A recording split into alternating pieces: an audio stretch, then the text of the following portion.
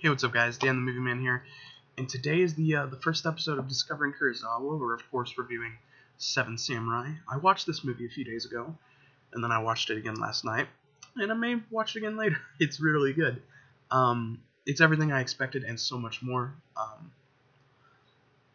I mean, it is very akin to Magnificent Seven, but the Magnificent Seven is based off of it. It's a Western, American remake of Seven Samurai in a sense. But there's just so much to talk about this movie. I mean, I absolutely adored it. It is long at 3.5 hours, but it's so worthwhile. The first thing I want to talk about is the score. I mean, the score was just perfect. I love the score. It's very simple, and I've been humming it to myself the past few days. But that's something I didn't expect coming into this movie. I didn't expect a giant, magnificent score, and I guess it's not giant, but it's certainly magnificent. I loved it. And, it's just something people don't talk about, so I wasn't really anticipating it. But I loved it. I thought the score of this movie was great. Also, this movie has quite possibly the best character introduction of all time.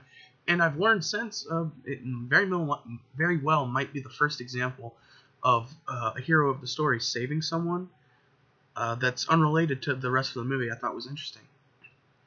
And that's how we're introduced to our first samurai, Kanbai Shimada. I hope I pronounced that right. He is a wandering samurai who is asked to help save this child who's been taken hostage by a thief. So of course he accepts. He cuts off his top knot and shaves his head to disguise himself as a monk. And he goes and he takes this dude out, and then he leaves. It's amazing. And the story of this movie is about a group of villagers who, bandits have raided their village a couple of times, and they're planning to come back again. These villagers, they're fed up, they've had enough, and they decide to hire samurai to protect their village. And they see Kanbai, they see him, save this child, and they think, wow, this guy's great, we should ask him. And so all the while, they're following him, trying to build up the nerve. We have another introduction to another samurai, trying to remember his name. It'll come to me later, I'm sure. But he wants to study under Kanbai. Kanbai is very humble. No, I don't want to do that. I don't want to do that. But he kind of does let him come under his wing, and they're being tailed by this other guy. He's kind of weird, right? And you'll learn more about him later. But eventually, Kanbai, he does agree to help these villagers out, and the first act of this movie, by the way, it's just them gathering the samurai. So you get introduced to a whole bunch of them. I'm not gonna be able to pronounce half of their names. But you have Yoshio Inaba, who is an archer who Kanbai recruits, and he acts as second in command for most of the movie, I believe. I just realized that I said the actor's name. It's actually I'm never gonna pronounce this. It's Gorabe Katayama. There's only 3 names I really memorized from this movie. It's hard when everything's in a different language, but I caught a lot of it. But yeah, he acts as second in command and for most of the attack. Then you have Shikoroji, who's an old friend. He fought together with Shimada, Kanbai Shimada. They used to serve the same lord, and there's a nice line in there where they both thought each other were dead, and they also both revealed, I think it was Kanbai who revealed, he's never been really on the winning side of anything. He may have survived, but he didn't win, and so I thought that was really good. We have Kyuzo, who has one of the best character introductions. He is sparring with another man with just bamboo sticks, swordplay with bamboo sticks. And it kind of looks like it ends in a draw, and the guy's like, well, we drew, And Kyuzo says, no, you would be dead if this was a real sword fight. And, the guy's got so much pride, and he challenges him to use real swords. And Kyuzo tries to stop him multiple times, says, you don't want to do this, you don't want to do this, you will die. And he just couldn't help himself. He draws, and Kyuzo kills him. And they offer him a spot among the samurai to help these villagers, and he actually turns it down at first, but he comes back around and decides to help them out. Eventually we're introduced to Heihachi, who he's not a very skilled fighter, and he says as much. He's like, I can't fight, I'm not good. But they bring him in because he's good for morale, and he keeps people's spirits up. Then you have Katsushiro, who is the guy I was talking about earlier. He he wants to train under Kanbai. He wants Kanbai to take him under his wing and all this. And he's young. He's very young. Trying to make an impact in the world. And so those are kind of like the 6 samurai, and they're looking for a 7th, and they decide, well, we don't really need that. And then that guy that was just following Kanbai earlier, starting to become a real nuisance. He comes in drunk with a scroll claiming to be his family history. And they ask him if his name is Kikuchiyo. And he says, yeah, that's me, I'm Kikuchiyo. They say, well, Kikuchiyo's a 13-year-old girl, so you're not Kikuchiyo. And you're also very much not a samurai. And they just kind of leave him, but he keeps following them all the way to the village. And eventually he proves himself to them, and he joins the ranks of samurai. So that's the first act, it's them gathering samurai. There's a lot more to it than just what I'm saying, but that's the gist of a lot of it. Kikuchiyo is my favorite character in this movie. Toshiro Mifune is he was a huge actor in Japan. He's very famous, been in so many things, and a lot of Kurosawa movies as well, from what I've read. And he absolutely steals the show, man. Every scene he's in captivates my attention. He holds my attention. It's great. It's fantastic. I can't. You just can't take your eyes off him. He's so captivating.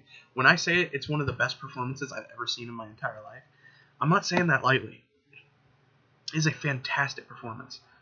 To run down some of the villagers real quick, you got Rikichi. He's kind of the guy that helps bring them together for the most part. You got Yohei, who's an old man who, he does some comedic stuff with Kikuchiyo, but he's not really too important. You got Monzo, who's another character. He's a farmer who disguised his daughter as a man because he's worried about her hooking up with the samurai, basically. Her name is Shino, and as it would have it, she ends up falling in love with a member of the 7 samurai. So those are the only ones you really need. You got the old man, who is an elder, who kind of was like, hey, we should do this. But, this movie, without going too much further into anything else, because I really don't want to spoil it, because this movie is fantastic. The characterization of this movie is one thing. You see characters develop. You learn a lot about characters' past. You learn a lot about Kikuchiyo. There's actually a monologue that Kikuchiyo gives, and Kikuchiyo is, for the most part, a comedic character. But there's a monologue he gives about halfway through the movie about samurai and farmers, and it is absolutely breathtaking, and it shakes you. You get goosebumps, like, oh my god, this is crazy. And he sells it. He looks so fierce, and he's amazing. Another thing about this movie I love is the camera work. There's actually one scene where they take out a couple of bandit scouts, where you get to see from the point of view of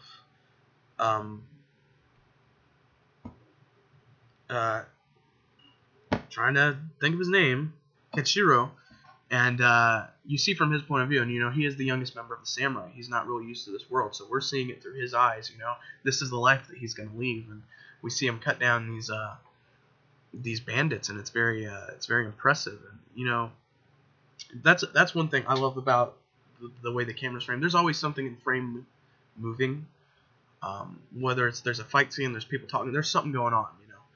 There's always something going on in the camera frame. And there are some slow points in this movie, but the dialogue is so good, it kept me invested throughout the whole time. I can see how some people go, oh, that's boring. But even if you do think it's boring, it is totally worth sitting through some of that just to get to where we go, because it is so awesome. Another thing I love, everyone talks about how much these movies or Akira Kurosawa specifically, and Seven Samurai is one of his bigger ones, have influenced so many other things from Star Wars to The Matrix, pretty much any Western you've ever seen. But one of the biggest influence I saw in this movie were screen wipes. All the transitions from scene to scene were screen wipes, which George Lucas used a lot of in Star Wars, and so it was a nice little connection I saw there. And I was like, hey, I I get that. I've seen that somewhere before. I've seen that in my favorite movies. So there are a lot of screen wipes. And another thing I want to get to is Kanbai. You know, he is so smart, and you see at the end, he is so smart, and he acts as the leader. But it's just like how did this dude always end up on the losing side of things? I understand that he wasn't in charge when he was serving his lord and all of this, but he's just so tactical and so smart. He's like, we'll do this and we'll do that. We'll let one guy in. We'll stop the others. We'll gang up on him. We'll murder him, and we'll filter the rest through. And he's very smart and intelligent. And it's like, how is he always on the losing side of battle? You know, there's so much threaded through this movie where it's crazy. It's crazy. I don't know, but there's also, I'm trying not to spoil too much. There's also in those fight scenes towards the end, the ending is pretty much just battle after battle after battle. There's, I would say, about 3 sections of battles at the end, and it comes right after, you know, something major happens. I won't say what. And the fighting for 1954, was great. Even today, it's still entertaining. Of course, there's not people doing flips and tricks, and you know, you're not going to see sprays and sprays of blood, but it was very entertaining. And you know, even without all that stuff, I could see the technique in it. Some of the guys took a beating. I remember in the background, one shot, some guy gets hit by a horse, and you could tell he got hit hard. I felt bad for the dude. But it looked crisp, it looked clean, and it looked well done. Another one of the things that I really, really, really like about this movie is Kikuchio is just an asshole, and it's awesome. He jokes around with the kids and some of the villagers, and someone pisses him off, he breaks out, and it's great. But like I said, you learn more about his past and why he feels so strongly about doing this, why he wants to do this, why he's a part of this, and he becomes more than just a comedic character. And like I said, he completely captivates the movie. He steals the show from me. I mean, there's no one more in this movie I like. You learn more about the villagers, specifically Rikichi. You learn about his family life, and you know, he gets upset when certain things are mentioned, and it's very tense. Like I said, the characterizations. Everyone goes on a journey. Everyone ends up somewhere. Whether they live or die, everyone completes their arc. Everyone has a full arc. There's not anybody in this movie who doesn't have a full arc. That's what I love. Everyone's story was told within one, and their arcs came full circle. And at the end of the movie, you know, Kanbai says, this victory doesn't belong to us. You know, we still lost. It's those farmers, those villagers that won. They won. We did not. And without spoiling who, at the end of the film, there's only 3 samurai left. We've lost 4 of our 7 samurai. Kanbai, being one of the remaining ones, says that. We did not win. The samurai did not win this. We lost. The farmers, the villagers, they won. They got what they wanted. The bandits are gone, and they're safe. And this movie, it was an epic. It's the Ben-Hur, the Lord of the Rings, you know, it's the 10 Commandments. It was amazing. I loved it.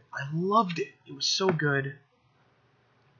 It may be my favorite movie of all time. I'm not even joking. Like, I love Star Wars. Everyone knows I love Star Wars.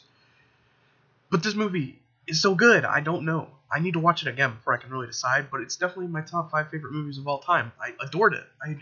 And I can't wait to get into more Akira Kurosawa. And next week, I will be reviewing Yojimbo. So look out for that. Next week, Yojimbo. Thank you guys for watching, and I'll see you in the next one.